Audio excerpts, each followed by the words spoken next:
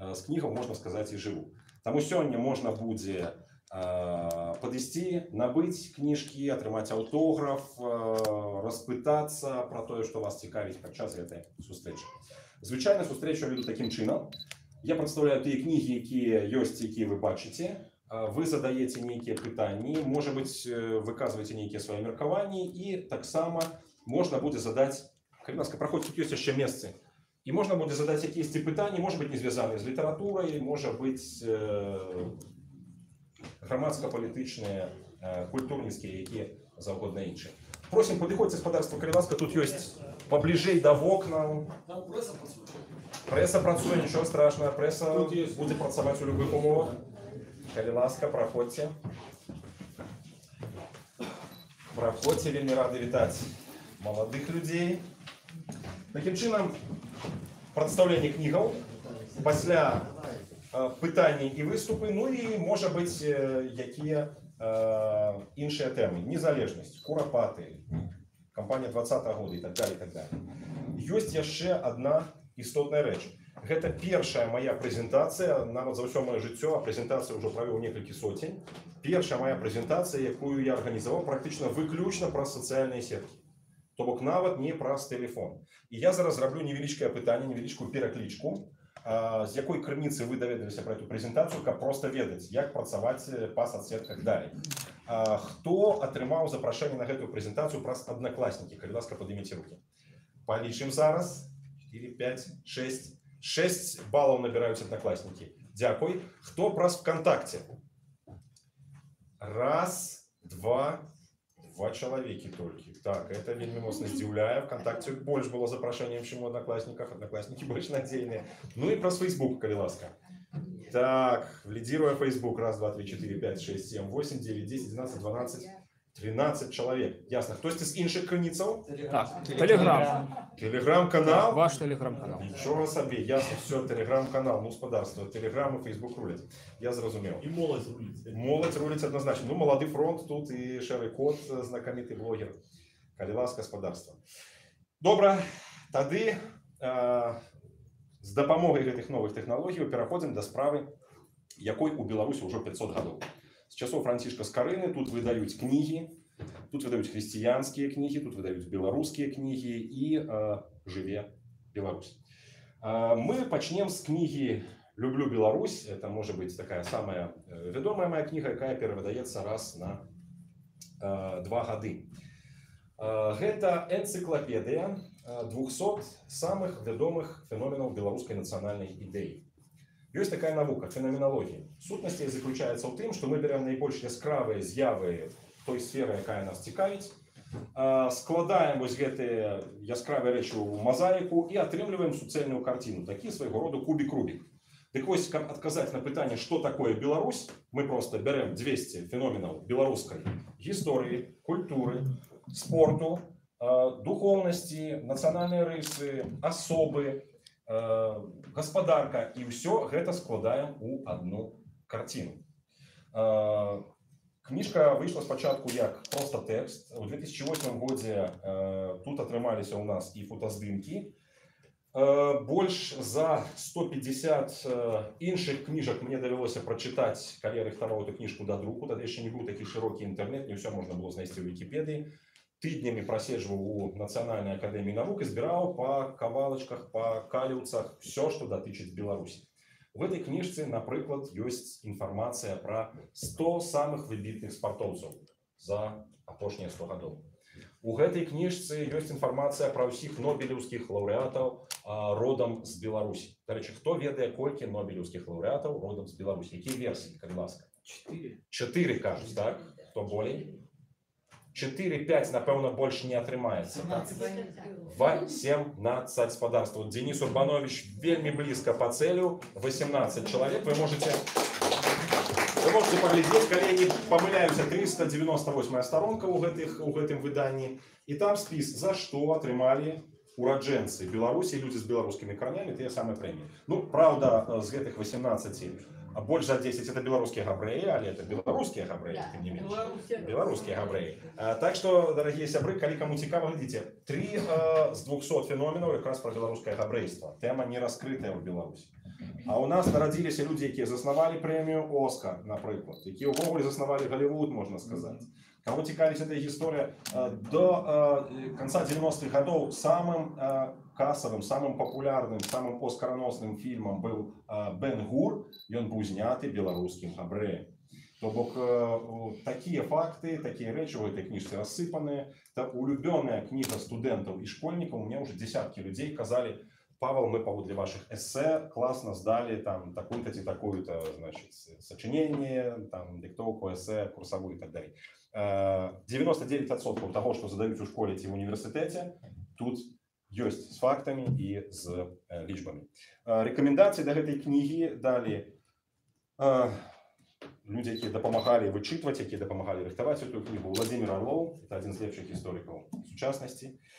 Светлой памяти Геннадий Бураўкін, народный поэт Беларуси. Доктор исторических наук Анатолий Петрович Рицкевич. И пастор Белорусской Евангельской церкви, який 13 годов отсидел у ГУЛАГу, Эрнст Сабінов. Дякую Богу, он живы еще до гэту.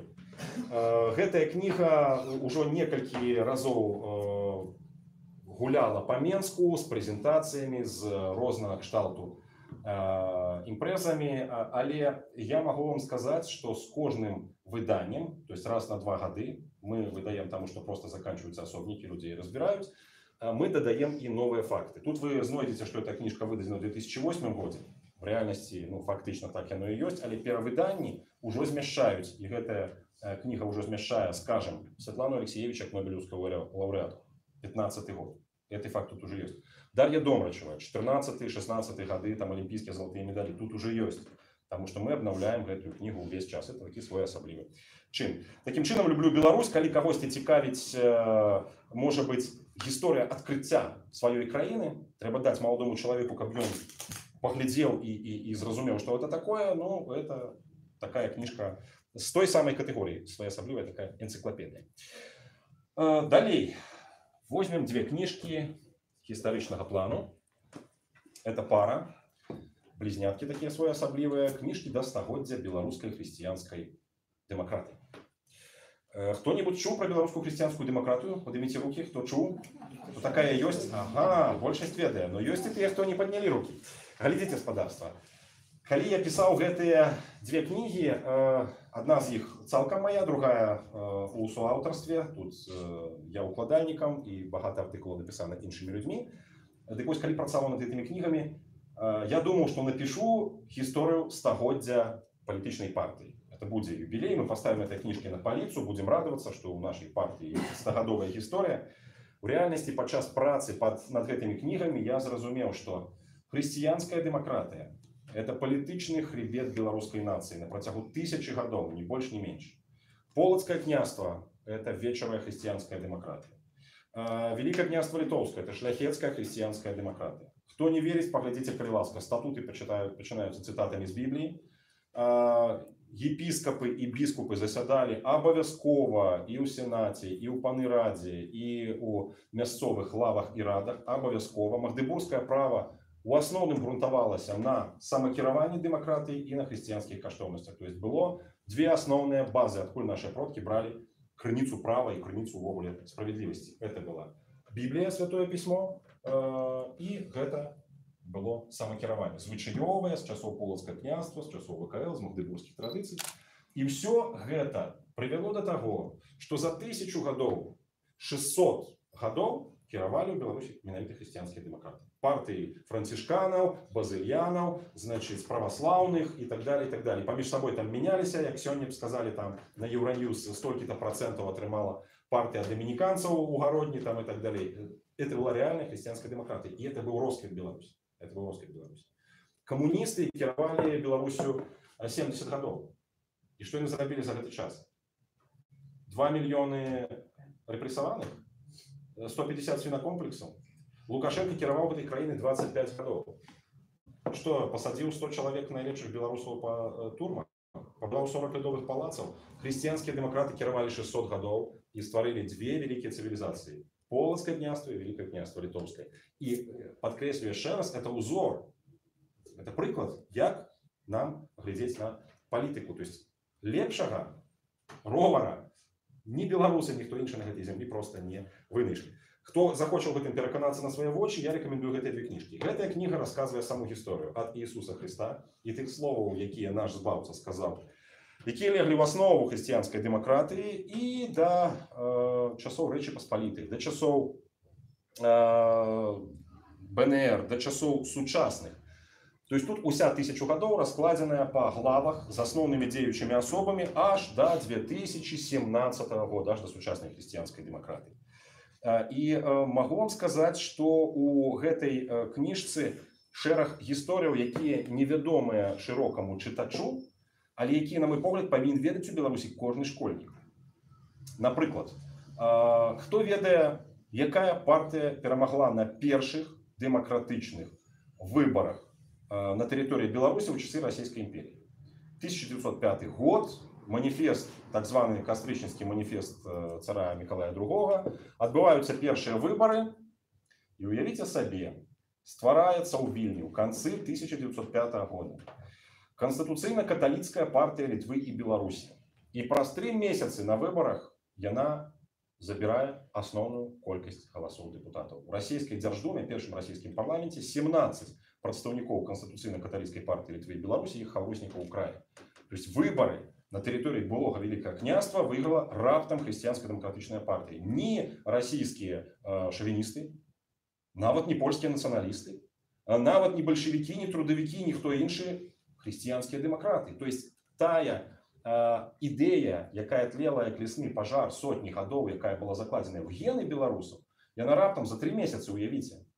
То есть там нічога не было, ніякай палітыкі не было, раптам бах, і дае такі вынік. То есть христианская демократия – это натуральный просто шлях.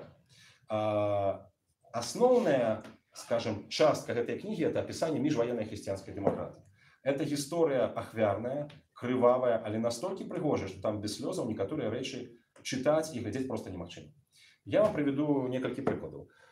Партия, якая была створена у Менску, еще в 1917 году у Менску, у касцёльнай свяцейшай Панны Марыі сённяшнім, так? Это была партия Белорусская христианская демократичная злучность. 30 ксензов собрались и постановили: нам потребная демократия на христианских каштоўнасцях. После этого закрутилась, вы сами разумеете, в травне месяце 17 года одна ситуация, затым идут перевороты, затым большевики, затым поляки, немцы, снова большевики. И столица белорусской христианской демократии переезжает в Вильню. Полова Беларуси под Речью Посполитой. И там еще магчыма нейкая политика, там БХД еще дзейнічае. До каталікоў долучаются православные, белорусское православное демократичное объединение, долучаются методисты, тагачасныя протестанты. И гэтая партия робится народной партией, урэшце-рэшт. Во ўсходняй Беларусі все цяжэй. Те христианские демократы, якія засталіся на тэрыторыі ўсходняй Беларусі і ў тым ліку ў Менску, былі просто фізічна вынішчаны. Але як яны змагаліся, як развівалася гісторыя БХД у міжваеннай Беларусі, это эпічная гісторыя. Уявіце сабе партію, якая ў другой Рэчы Паспалітай, пад Польшчай, ставіць сабе задачу, прагалошвае лозунг: беларусы стануць найлепшымі гаспадарамі на зямлі ў свеце. Это просто был лозунг, про які там досвідченыя людзі маглі сказаць: так, ну космос полетели, хлопцы. Беларусы забітая нацыя, 99% беларусаў это сяляне, якія рыюцца в брудзе, якія готовы позабіваць адзін аднаго за там 1 метр зямлі каля плоту, так? Яны просто глядзелі ў зямлю, яны нічога пад сабой не бачылі.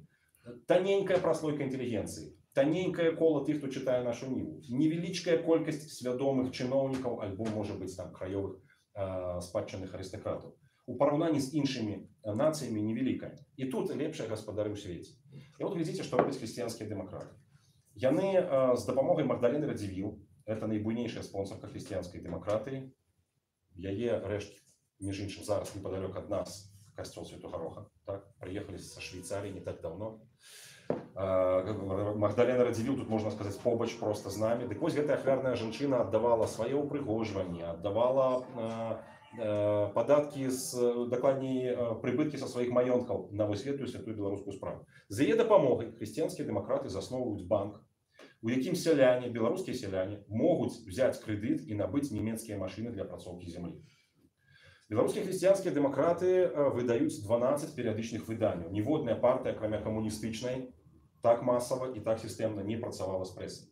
Два часопісы, адзін з іх агранамічны, другі жывёлабагадоўчы, расказваюць, як правільна гадаваць жывёлу ў Беларусі, як правільна высаджваць тую ці іншую расліну. Уявіце сабе, хрысціянскія дэмакраты ездзілі па вёсках і вучылі беларусаў мыць рукі з мылам. Зараз можна пасмяяцца, а тады это пытанне жыцця і смерці было. То есть ніхто не адмяняў ні эпідэміі, ні хваробу жывёлы, не мыеш рукі з мылам, все. Культура, здароўе і добрая гаспадарка пачыналіся з гэтага. Хрысціянскія дэмакраты ездзілі па вёсках з тэатральнымі пастаноўкамі. Больш 300 тэатральных пастановак па ўсёй Беларусі. Вы можете сабе ўявіць, там рагаталі, значыць, такія кпілі, там великие специалисты в Варшаве казали, так, ну ладно, там в Варшаве есть некая публика, ну ладно еще, ну в Вильне, а у Клющана, а у Радашковича, смешно сказать, у Шклове, там, уявите себе, люди приезжали у вёску, тлумачили, что это такое, показывали театр, и отбывались вот такие театральные постановки. Вельмі шмат што з таго, чым ганарацца зараз заходнікі, маўляў, мы больш гаспадарлівыя, мы такія больш дыхтоўныя, мы больш культурныя, это спадчына не столькі другой Рэчы Паспалітай, бо беларусы як нацыя там зазнавалі ўціск, это правда, там быў нацыянальны ўціск, беларусы не маглі нават дзяржаўную працу уладкавацца, трэба было пісацца палякам. Дык вось многія з гэтых здабыткаў это здабыткі хрысціянскіх дэмакратаў, у которых у партии на первом месте по колькости были святары, на другим доктары и на третьем агрономы. Это была партия, которая шла в гущу белорусского народа. Многие хворели из-за этого, многие из-за этого закидывали свой основный заняток, многие отдавали апошние гроши, але они шли и працавали с белорусами. И уявите себе, эта партия до 30-х годов засталась одиной белорусской партией, которая росла. До 28 года у нас растут и социалисты, з'являются самого розного кшталту, там эсеры, Центросоюз, пропольские партии, пронемецкие партии. С 30-х годов, хотя утиск ідзе на христианских демократов, лидеры сидят по турмах, их штрафуют, расце только одна партия, БХД. Яна засновывае Белорусский институт гаспадаркі и культуры, у якім каля 1000 человек было, яна праводзіць вось гэтыя свае культурніцкія гаспадарчыя акции, и люди идут у яе. Яна сталася просто народной партией, и в 1936 году яе пераименовывают у Белорусское народное объединение, потому что она стала уже не просто партией католицкой, ці уже шире христианской, она стала увогуле народной партией. И кто узначалил эту партию в 1936 году? Ян Пазняк, знакомое прозвище. Это дед. Откуль узяны гены господарства, можно будет доведаться з вось гэтых вось двух книгаў. Ян Пазняк, просты хлопец суботнікаў, які прынцыпова пісаўся беларусам і, дарэчы, за гэта не змог уладкавацца нават на пошту ў сваіх розных суботніках і уяві. Уладкаваўся ён толькі ў лаварышках арганістаў. Выдаваў газету «Крыніца», якая выходзіла вялізнымі накладамі па тых часах 3000, 10 000 у выбарчыя гады асобнікаў. Уявіце сабе, што больш 30 разоў «Крыніцу» канфіскоўвалі. Яна Пазняка абкладалі штрафамі. І ўрэшце рэшт Ян Пазняк был в 1939 годзе затрыманы камуністамі, вывезены праз Менск, здаецца, ў ігумен, і імаверна яго сляды губляюцца дзесьці ў Курапатах. Магчыма, Зенон Пазняк, раскопваючы Курапаты, раскопаў там парэшткі свайго деда, свайго легендарнага деда, які быў адным з лідараў беларускага руху у 30-х годах.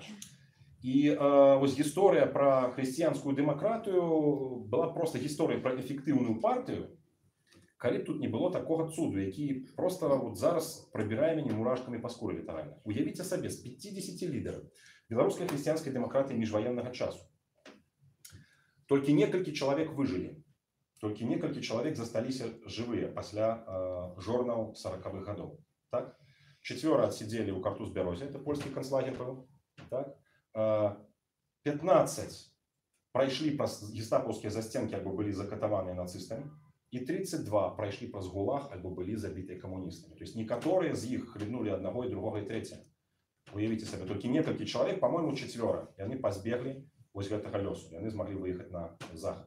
Але никто не сдал, не здрадзіў, эти люди просто отдали свое жыццё за Бога и за Беларусь. Калі задают пытанне, ну а якімі імёнамі тут называть беларускія вуліцы ці площади? У нас есть, конечно, Карл Маркс, у нас абавязкова павінен быць там Свердлов, у нас абавязкова павінен быць Ленин, Урыцкий.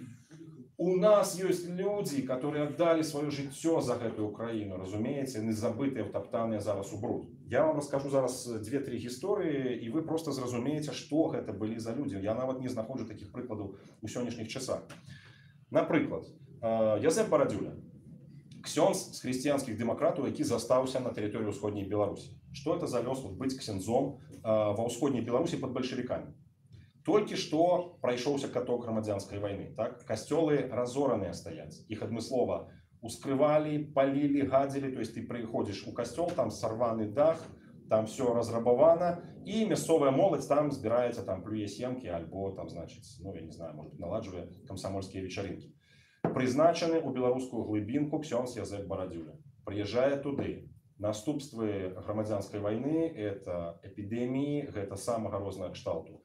Хваробы ён павінен ездзіць, прычышчаць, суцяшаць, ён все гэта робіць. ОГПУшнікі паглядзелі і думаюць так, ну акачурыцца хутка, потому что в принципе лезе ў самае пекло, ездзіць па гэтых вёсках і так далей. Бац не акачурыўся. В 26-м годзе да яго прыходзяць АГПУшнікі. Ён працуе ў УЛА і Бешенкович. Заязджае таксама ў Камень, яшчэ адна вёска, на 3 касцёлы ён працаваў, аднаўляе касцёлы, збірае людзей, праводзіць набажэнствы. Прыходзіць таварыш АГПУшніку і кажуць так, товарищ Барадзюля, но мы бачим, что вы религиозный фанатик, черт вас не берет, значит, давайте мы с вами домовимся. Вы нам рассказываете, про что оповедают вам парафияне у исповедальни, и все. А мы вас покидаем у спокоя. И он каже, як, я только Богу это могу расповесить, вам не, это таемница. Ну, ксёндз, напевно, ничего не зразумел, у нас есть Салаўкі. Салаўкі, значит, Салаўкі. И он едет на 3 гады у Салаўкі. Вяртаецца з Салаўкоў, ужо бачна, што палыя щёкі, ужо бачна, што жыццё пашкрэбла яго. Таварышы з ОГПУ выклікаюць яго ў Віцебску, ён паспеў толькі 2 тыдні папрацаваць у касцёле Святой Барбары ў Віцебску. Яны яго выклікаюць, ну што, ксёндз уже, напэўна, врубіўся, што з намі жартаваць не трэба. Будете расказваць, што вам кажуць парафіяне на споведь? Не буду. Архангельск 3 гады. З Архангельска ён вяртаецца, ўжо ў яго вошы поўзаюць па сутане, сутана падраная. Ну што, таварыш ксёндз? Хапила вам 6 годов? Я не буду вам рассказывать про таямницу споведи. 3 годы Коми. Он вертается с Коми, Караганда, урановые рудники. Он вертается оттуль Сибирь на вечное поселение. И он больше 20 годов пробыл на этих высылках у ГУЛАГу. И вертается только после смерти Сталина. Чекисты в Беларуси были ошарашены. И тут выжил. И они забороняют ему служение на 25 годов. Что такое забараніць святару служение? Это значит покинуть его без кавалка хлеба. То есть туляйся где хочешь. И он пэўны час туляўся по кляштарах, дзесьці под Рыгай ён знайшоў притулок. То есть там он был, не мог официально служить, але он был при касцёле. И уявіце сабе, ён дожил до 1983 года, калі гэты тэрмін скончыўся. Это был пярэдадзень перабудовы. И он прожил только год. Але калі ён праводзіў набажэнствы у Пілі-Друі, это Друя, только та частка, которая зараз на латышском березе. Стародавнее там белорусское местечко, он проводил там это якімши. Люди шли до его за десятки километров, а апошнія сотни метров просто шли на коленях, потому что они разумели, что это человек, который все свое жыццё цалком отдал на одну речь, не сказать чекистам таямницу іх споведь. Разумеете? Дякуй Богу, зараз касцёл Віцебскай дыяцэзіі па Язэпа Барадзюлі робіць ужо і віктарыны, робіць уже і нейкія культурніцкія мерапрыемствы. Тут сидзіць у нас чалавек, который эту тему падымаў і разам з каталікамі рабіў гэтыя рэчы. Вось, толькі зараз пачынае вяртацца гэта імя. Скажем яшчэ одно імя. Адась Дасюкевич. Адам Дасюкевич – это звычайны 30-гадовы аграном, хлопец, які дапамагаў Сікору даглядаць ягоны знакаміты яблоневы сад. Можа хтосьці ведае, самыя лепшыя яблыкі ў Европе – это беларускі Антонаўкі, саду Сікоры, Шапкаўшчынскі район, там да гэтага часу яблычныя фэсты праходзяць. Дык вось адзін з тых, хто культываваў гэты сад і дапамагаў яго Сікору даглядаць, это быў Адам Дасюкевич, хрысціянскі дэмакрат. Гэты хрысціянскі дэмакрат часы вайны, калі прыходзяць немцы, становіцца перад страшэнным выбарам. Да яго прыбегаюць беларусы і кажуць: Адась, ты партийный христианский демократ, так? Ты там человек адукаваны, ты у нас ну, культурный агроном, становися бургомистром, потому что иначе немцы поставят альбо своего, альбо поляка, альбо белогвардейца, и нас задушат немецкими руками. И он кажет: сябры, это крыш, вы разумеете, что это оккупанты? Это оккупанты, Адась, але никуда не деться, давай обороняй своих, иди. і ён пайшоў на гэты крыж. Ён стаў бургамістрам у Паставах. Ён уратаваў ад смерці Барыса Кіта. Все ведают Бориса Кита? Борис Кит – это человек, который, можно сказать, отправил Америку в космос.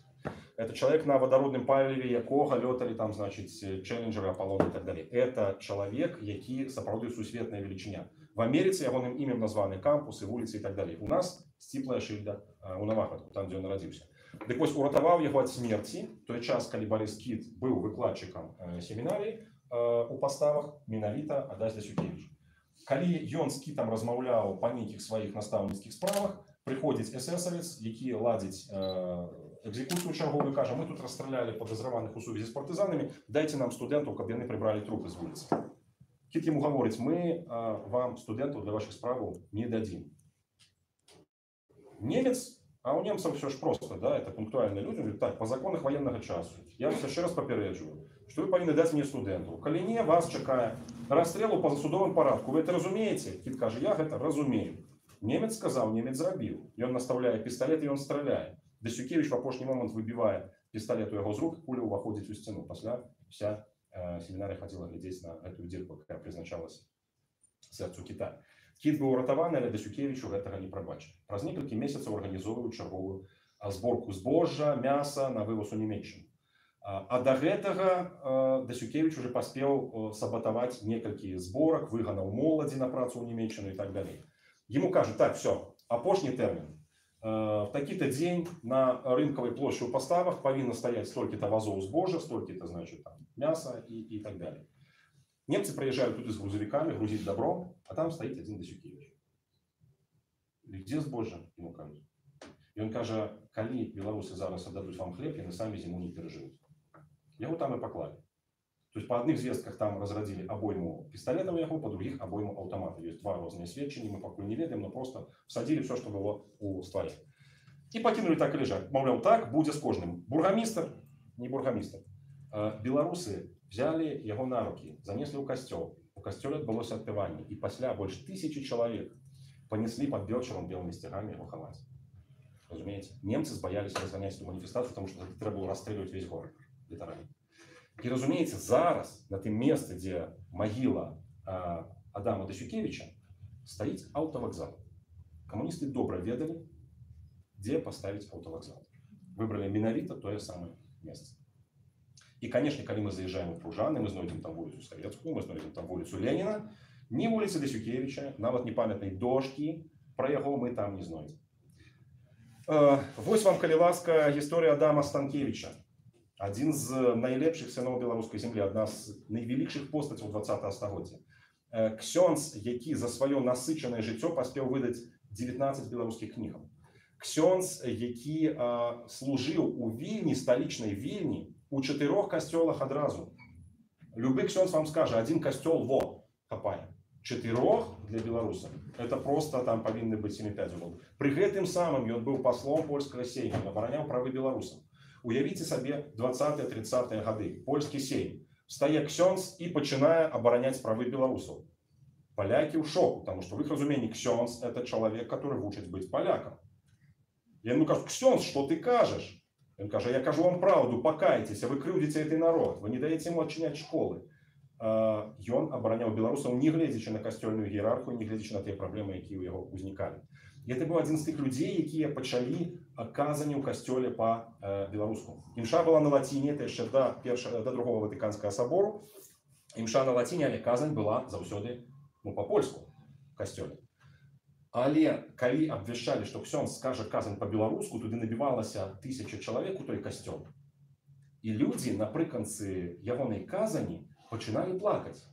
Нам гэта зараз мала зразумела, а тады уявіце сабе беларусу, который ўсё жыццё размаўляе на гэтай мове, на простай мове, на тутэйшай мове, на сваёй. Так? Ему говорят: так, ты со своей хамской мовой не ў касцёл, не ў царкву. В касцёле пан Бог мовіць па-польску, в царкве по-царкоўна-славянску, альбо па-руску на скрайні выпадак. Так?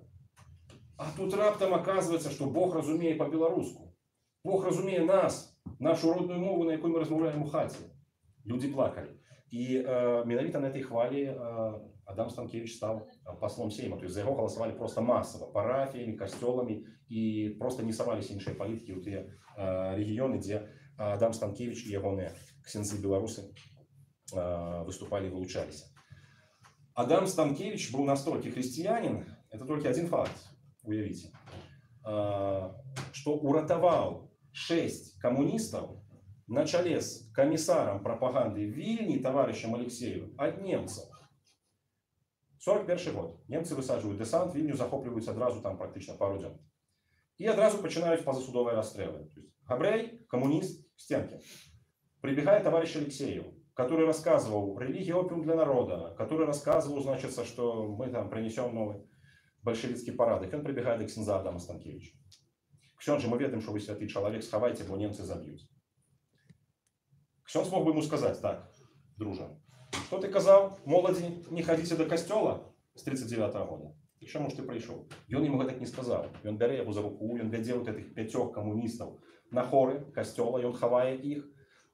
Носить ежу парафіяне, ніхто з парафіянаў не здаў. Праз 2 тыдні іх праводзяць у лес. В Москве ведали, что католицкий ксёндз выратаваў камісара прапаганды Вільні и 5 супрацоўнікаў ягонага аддзела. 5 не просто коммунистов, а пропагандистов. Разумеете? Як вы думаете, якая ўзнагарода была ксяндзу Адаму Станкевичу, калі Чырвоная армія в 44 годзе вярнулася ў Вільню? Может быть, ему дали грамоту и премию, может быть, Героя Советского Союза. Допыты, спробы вербовки, 25 годов герой. И ему не давали пить, когда везли в Сибирь. Амаль одразу, как он приехал до лагеря, он помер от обезводживания и тых хвороб, которые там обострились. Причем настолько ненавидели его за незломность, что большевики и над телом его им здеквались. Когда пришли белорусы разом с литовцами и сказали: дайте нам поховать нашего ксенза, им сказали: нам треба проверить, ці он правда помер. И они кишнёй якой пробивают лед, пробивают грудину, и они разбивают ковадлом голову. О, теперь докладно мертвый, забирайте вашего ксенза. Разумеете, на кольке, как быццам сам дьявол шалел над телом этого ксенза, и всем своим житем показывал, что такое христианство, просто христианство. Любите ворогов ваших. И память про гэтага человека у Беларуси зараз, это один маленький стенд у музеі, присвяченным Эпимах Шипилу у поселку Ветрина Полоцкого района. Все. Официально больше нигде Адама Станкевича нема. Ягоная хата гніе у Орлянятах. Люди памятаюць. И люди, когда я приезжал туды пару тыдняў тому, они просто казали мне речи, от якіх у мяне наворочваліся слезы на вочы. Они кажут: ведаеце, что простые військовые люди. И они кажут: гэты человек шмат адпакутаваў за нас, а мы его не вартыя. Разумеете? То есть вот именами таких людей треба называть и улицы, и площади. Тут 100 историй. В этой книжке 100 историй, как подрихтовать эту книжку, нам довелось год ездить по своякам. Некоторые речи мы не знойдем ни в интернете, ни у друкованных выданиях. Тут есть и Магдалена Радзивилл, и Ян Позняк, и Кастусь Степович, он же Казимир Свояк, который, будучи хворым на сухоты, организовал 7 школ белорусских на Островеччине. Это книга «100 особаў беларускай хрысціянскай дэмакратыі». Тут, дарэчы, ёсць і артыкул пра Зенона Пазняка, і пра Юрія Хадыку, і пра тых, хто аднаўляў хрысціянскую дэмакратыю ў 90-х годах, а таксама 30 дасье на сённяшніх хрысціянскіх дэмакратаў. Калі хтосьці штосьці хацеў даведацца, але баяўся спытаць, тут ёсць файлы на кіраўнікоў сённяшняй хрысціянскай дэмакратыі. Тым ліку і менскіх, тым ліку і сустарчыняў. Калі ласка, каму цікава, все под одной вокладкай у гэтай кніжцы ёсць. Наступная книжка, про якую я скажу, это, напэўна, будзе беларуская хрысціянская азбука. Мы наследуем хрысціянскіх дэмакратаў, якія за свой час, пераважна за грошы Магдалены Радзівіл, але таксама і за заробкі паслоў у сейме выдалі 164 беларускія кнігі. Уявіце сабе. На тыя часы. Гэта кніжка беларуская хрысціянская азбука для тых маладых беларусаў, якіх бацькі хочуць навучыць асновам і веры, і мовы. На кожную літару беларускага алфавіту ёсць вершык, 4 радкі, і ёсць размалёўка. Это чытанка-маляванка. Дзеці могуць вучыцца беларускай мове, вучыць вершыкі, могуць вучыцца маляваць і адначасова спасцігаць асновы веры. Вычытвалі гэтую чытанку-маляванку 3 эксперты: бацюшка, ксёндз і пастор. То есть все 3 конфессии поставили, можно сказать, печатку «дозволено цензурой». в любым, практично любой супольнасці нармальнай, нас развітаюць, гартаюць, кажуць, ну да, слухайце, так, агульна хрысціянская кніжка. Не абышлося без праблемаў. У гэтай кніжцы праваслаўны, напрыклад, знайшлі савіліянскую ерась. Аўтар, это мой тата, ён складае дзіцячыя вершы, ён напісаў «Наш Отец Иисус Христос». Ну, здавалася, што тут? Отец и сын розная ипостась. Змешивать их это савіліянство. Перерабили. Коляды были налиты рука. Православным нормально. Католикам нормально. Протестанты не. Это поганство. Давайте на ковчег. Все, теперь все три конфессии поднимают руку, все три за. Таким чином, спадарство, гэтая книжка, ну, яна зараз хіт у пераважна касцёлах і у церквах. Беруць шмат, беруць пакункамі, беруць в основном для дзяцей на першую камунію, напрыклад, альбо на нейкае свята, скажем, прыхадское, парафіяльнае, для того, каб дзеці пачыналі веру з беларускай мовы. Так, далей, напэўна, чарга такой кніжкі, як «Беларусалім», роман «Беларусалім». Магчыма, хтосьці з тут прысутных быў на прэзентацыях і чуў пра гэтую мастацкую кнігу. Эта книга побила рекорды «Люблю Беларусь». Ранее больше за все брали «Люблю Беларусь», але зараз уже рекорд належить «Беларусаліму». Это мастацкая книга, это роман. Роман про каханне, роман про змаганне, роман про Беларусь. Причем не просто про Беларусь, а про Беларусь, якая пачынаецца ў цемры. Про конец свету, які пачынаецца у Беларусі. Многие скажут, ну, Паша, тут ты уже зусім загнул. Конец свету пачынаецца ў Беларусі. Можно подумать. А вот не все так просто, спадарства. По-перше, давайте подумаем. Мы зараз в самом сердце Европы, нация з одним з самых великих у свете адсоткаў самогубстваў. Нация, которая перапіла нават русских, которая спевается такими темпами. Про национальный нигилизм я нават не кажу. Нация, якая адмаўляецца ад сваёй мовы. Нация, якая знішчаецца наступствамі Чарнобылю і камунізму. Нация, у якой найбольшая колькасць в Европе жанчын, якія сядзяць у турмах. Нация, в якой десятки тысячаў абортаў робяцца. Дык вось, можна сказаць, што канец свету для беларусаў ён ужо пачынаецца. З другого боку, ёсць прамыя біблейскія указанні нават на Беларусь, датычна канца свету.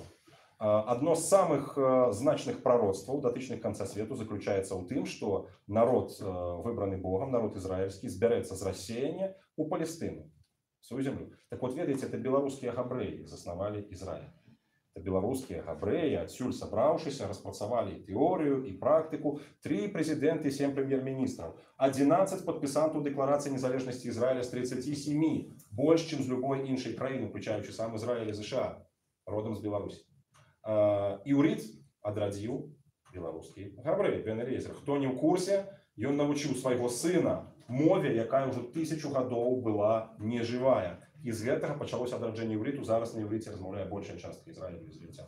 Таму эта кніга не пра габрэяў, але гэта важна, таму што ў Бібліі габрэйскі народ, ён стаіць у цэнтры апошніх падзеяў. І якраз беларусы адыгралі ў ягоным жыцці беспрэцэдэнтную роль. Ніводнай іншай краіны, ніводнага іншага народа, які настолькі блізка быў да гэтага біблейскага прароцтва, просто няма. Дык вось апошні час ужо пачаўся. Адлік пачаўся з таго часу, як дзяржава Ізраіль была адноўленая. Цяпер мы просто чакаем развіцця таго, пра што напісана ў адкрыцці Яна Багаслова. Дык вось у Беларусі пачынаецца канец свету. З'яўляецца карпарацыя, якая ставіць сваёй мэтай ашчаслівіць усё чалавецтва. Ці атрымаецца гэта ў яе? Можна будзе даведацца, калі прачытаць гэты роман. Насамрэч, у гэтым романе вы знойдзеце вельмі шмат гісторыяў, вельмі шмат асобаў, пра якіх вы здагадаецеся, прототипы якіх вы пазнаеце. Хаця, канешне, пісьменнік абавязаны казаць, што ўсе супадзенні выпадковыя, вы ўбачыце і невыпадковыя супадзенні. Ну, а для тых, хто з'яўляецца аматарам інтэлектуальнага чытання, я задам такую шараду. Вы можаце сесці за лоўкам, звяртаць увагу, выпісваць, можа быць, нават, чытаючы гэтую кнігу, даты, лічбы, імёны і цытаты з Бібліі. І тыя, хто ведае беларускую гісторыю і трохі ведае святое пісанне, яны зразумеюць галоўную загадку беларускай гісторыі навукі. Гэта толькі першая кніга з 3 кнігаў роману. Тут будзе як з Валдаром Персцёнкам. Кніга першая выдаецца, так, яна ўжо 1,5 гады ходзіць па Беларусі. У канцы гэтага года мы пачынаем выдаваць другую кнігу «Беларусалім. Сэрца святла» і нарэшце «Беларусалім. Зоркі». Это трэцяя кніга, якая будзе завяршальнай у трылогіі. Саму кнігу я пісаў пераважна падчас адсідак. Амерыканка, валадарка, крэсціна суткі, 2 хіміі. Паколькі менавіта там быў час. Калі я там чымсьці сур'ёзна сістэмна не займаўся, то это якраз кнігай «Беларусалім». Некаторыя чытачы пасля прачытання першай кнігі сказалі: слухай, Паша, у цябе трошкі там змрачнавата, фарбы такія змрочныя. Но я папярэджваю, кніга пра канец свету, таму майце на ўвазе. Другая і трэцяя кнігі будуць святлей. Калі камусьці хочацца даведацца, ці будзе хэпі-энд, ну а як у хрысціянаў можа быць па-іншаму. І тут скажу агульнавядомую для, напэўна, святароў і такіх уцаркоўленых вернікаў рэч. Кніга пабудаваная менавіта па хрысціянскай схеме. Спачатку цяжка, кепска, трудна, потым святлей, потым лягчэй, але самае лепшае напрыканцы. У д'ябла наадварот.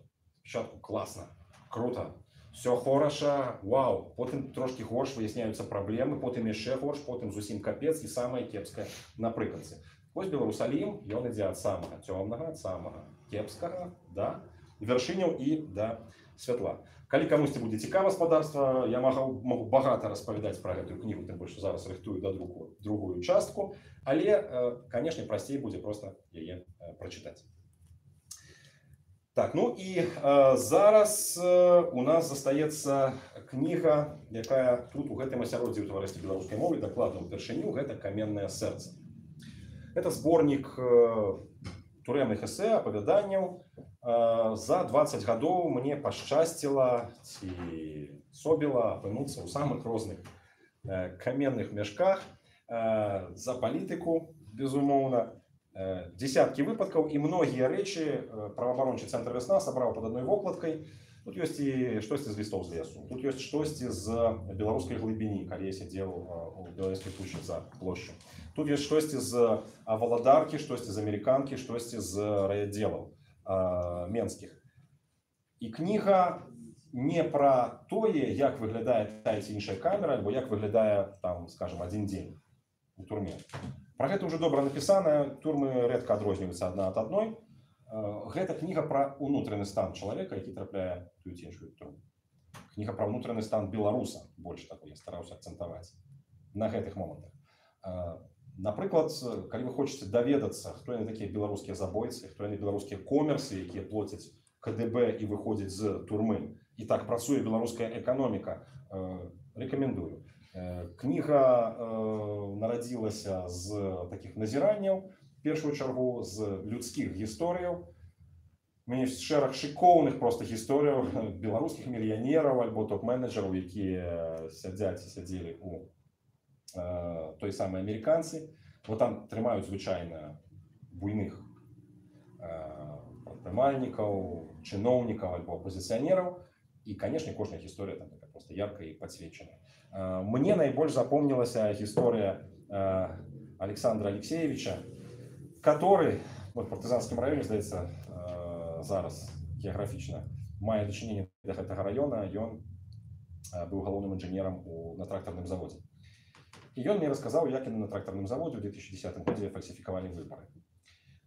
Паколькі ён быў кіраўнік акруговай камісіі, ну а я сижу за площадью, все распытывают: Паша, ну что, а як там выборы фальсификуют? Да не может быть, расскажи. Врешті не витримав Александр Алексеевич і каже: Паша, что ты тут? Я зараз расскажу, як роблю гэта я. Давай, Александр Алексеевич. Александр Алексеевич рассказывает. Они берут грозбухи, у яких позначається, хто ходить на вибори, хто не ходить, ставить галочки насупроти тих, хто не ходить апошні 2 або 3 рази. І, розписуючися за гэтых людей, там садять наставниців переважно, і, значить, всипають відповідну кількість бюлетенів. И я кажу Александру Алексеевичу, вот вы нарекаете на эту владу, что она вас незаконно посадила. Все, кто сидят в тюрьме, они переконаны, что посадила незаконно. А вы же сами привели до улады эту команду. И он сказал фразу, якую я ніколи не забуду. Он сказал вот так: Паша, я ж по-человечески, всего 20%, а мои соседи на автозаводе 40%. есть вы уявите себе, что такое круговая комиссия, это 18 тысяч выборщиков. Это львиная доля там, Менску, это завод. И той самый Александр Алексеевич был для меня вельми великим христианским сведченным.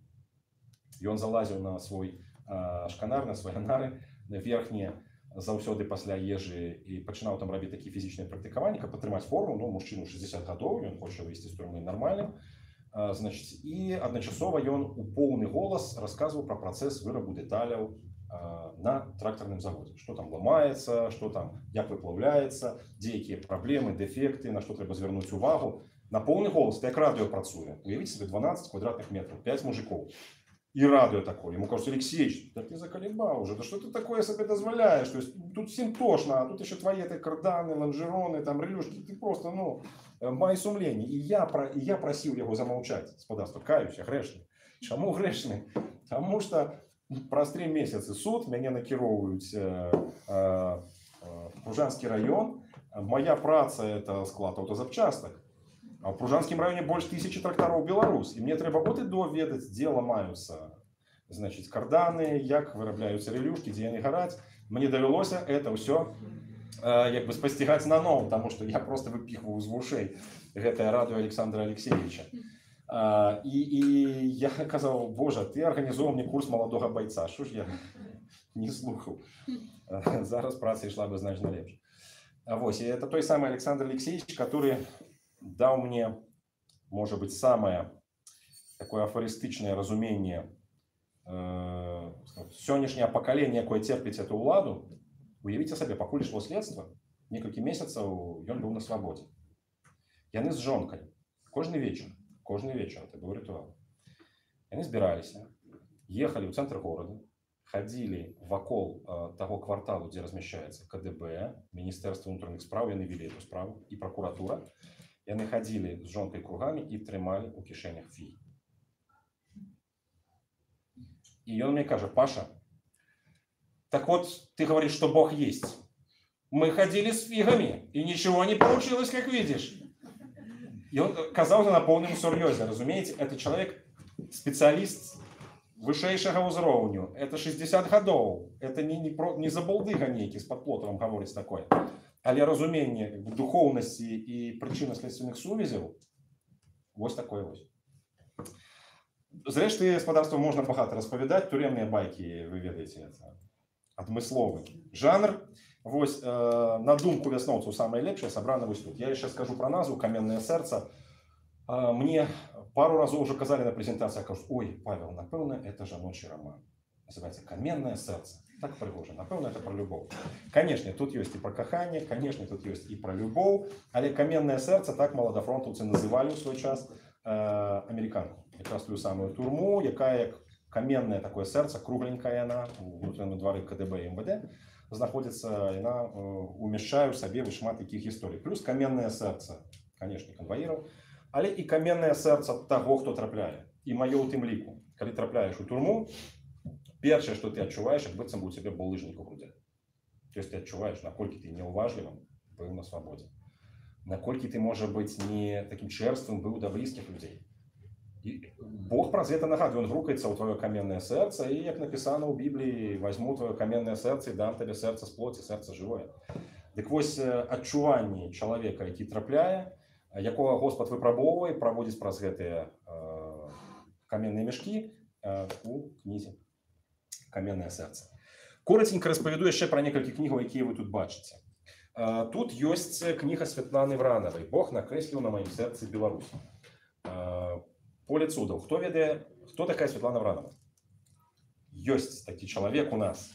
Значит, дарагія сябры, Святлана Вранава – это унікальная чэшка, якая жила и зараз живе у Пардубіцы, это неподалеку от Праги.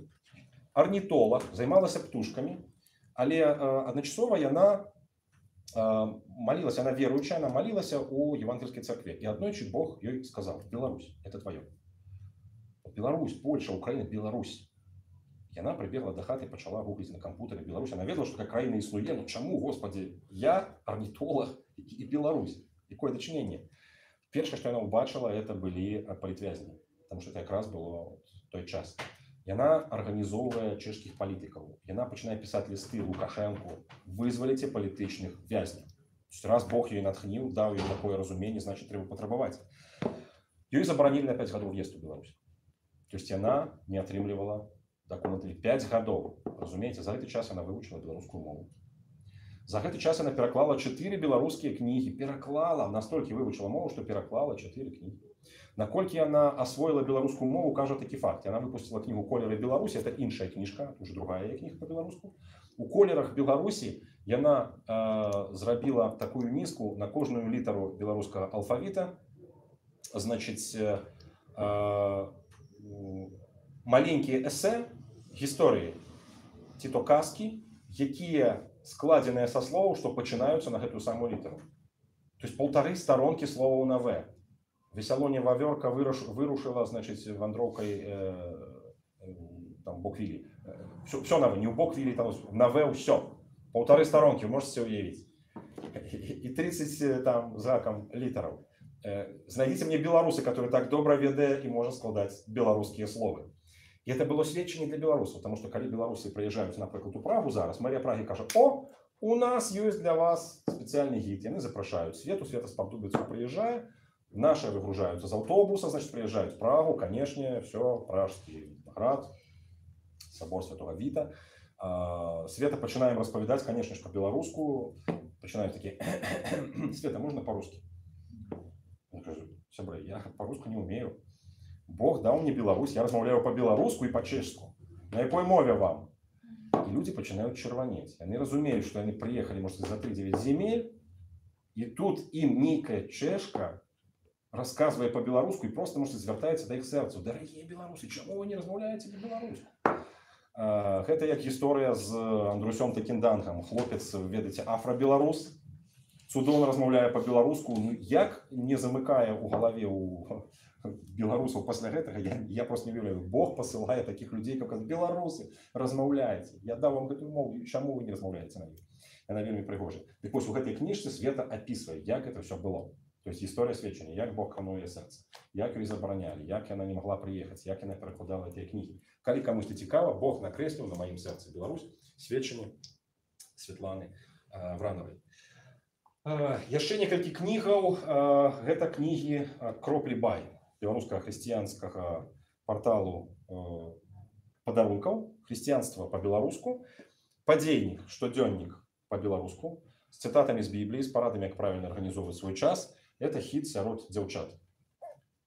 Моя жоночка, якая рыхтавала гэты падзейнік, спыталася: Паша, як ты думаешь, колькі людзей купяць штодзённік по-беларуску хрысціянскі? Ну, чалавек 10 можа. По-беларуску хрысціянскі, яшчэ штодзённік, быць арганізаваным чалавекам. Купила, замовила и купила больше 400 человек только за пару месяцев в районе Роства. И зараз это такі свайго роду хіт, будзе перавыданне разам з Андрусём Кімам, вядомы Андрей Кім, который кінаконг. Мы зараз рыхтуем адмыслова мужчынскі падзейнік, потому что тут больш бяруць дзяўчаты. Рыхтуем падзейнік для святароў, і, можа быць, будуць яшчэ якія-небудзь з гэтай лінейкі, потому что падзейнікі — это новое слово, дарэчы, яго не было в беларускай мове. Падзейнік, штодзённік для того, каб у вас былі добрыя падзеі. Дык вось гэты падзейнік такім пачаткам ёсць. Далей у нас целая коллекция Бібліяў. Уласна кажучы, можна прачытаць одну эту книгу, и будет дастаткова для ўратавання душы, для разумения, что такое жыццё. Инструкция да человека, можно сказать. Господь дал человеку не только жыццё, не только тело, розум, душу, але еще инструкцию по карыстанні. Так вось, Біблія Сёмухі знакамітая. Біблія Чарняўская в редакции Бокуна. Это католицко-протестантская. То есть католик Чарняўскі перакладаў, протестант Бокун редагаваў.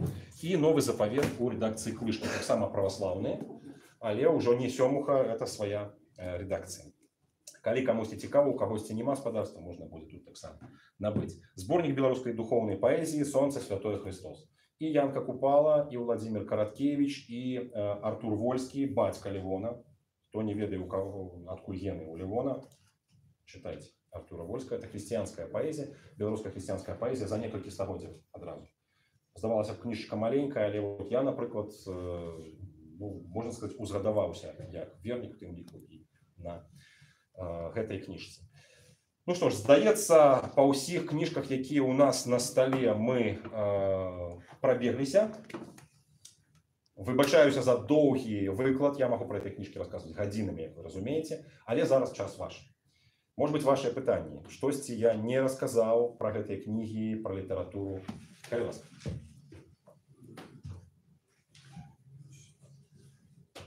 Нема пытанняў.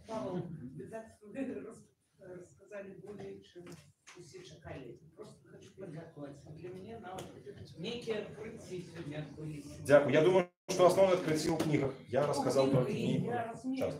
Дякую за доброе слово. Тады, шановне господарство, не по книгах пытанні ці ёсць? Нема. Ясно. Я тады выбачаюсь, потому что я разумею, калі нема пытанняў, это значит ужо трохи дастаў лектор, да? Добра, господарство, тады можна будзе просто падысці напрыканцы, набыць тыя кніжкі, якія вам будуць цікавыя. Я толькі пройдуся хутенька по коштах, бо этой кніжкі мы выдаем сваім коштам. Ясно, что для того, каб кніжку выдаць, трэба прадаць тое, што ёсць, і атрымаецца новы наклад.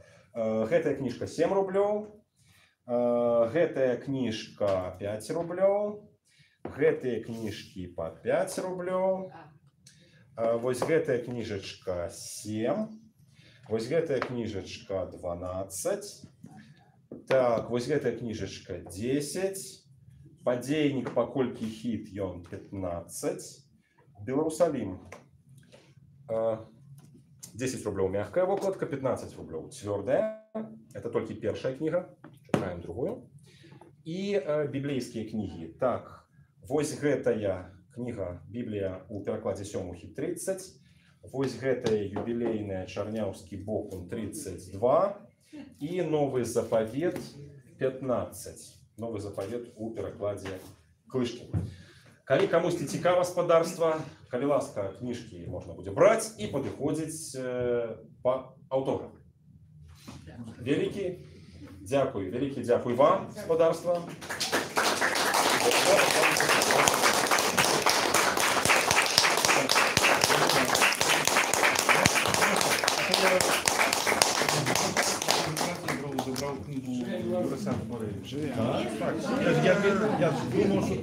Ну что, на этом мы заканчиваем стрим.